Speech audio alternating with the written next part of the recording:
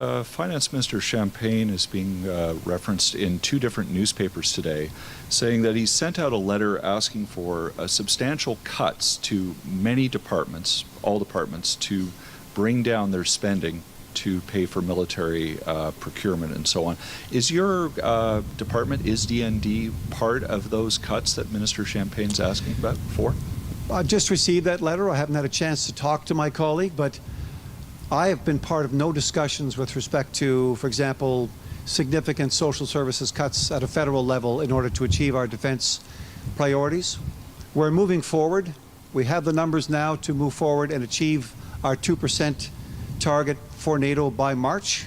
Obviously, we were in Europe last week meeting with NATO. All 32 countries agreed to a 5% GDP contribution going forward. On that very note, it's also important to remember all countries also agreed that 2029 would be an important year, at which point we would reassess those contributions. Also to remember, those contributions are to be made over a 10-year horizon by 2035.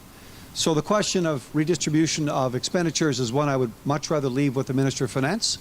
But my job now is to do what happened here today, which is to be able to meet with our folks on the front lines of the Canadian Armed Forces, to tour facilities, to see the housing, to see the mess halls, to hear about some of the challenges that they're facing, because it's time now.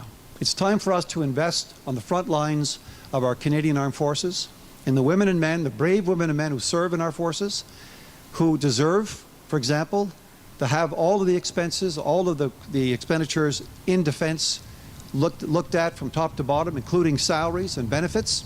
That's exactly what we're doing, and that's one of the reasons why we're here making this important $850 million announcement.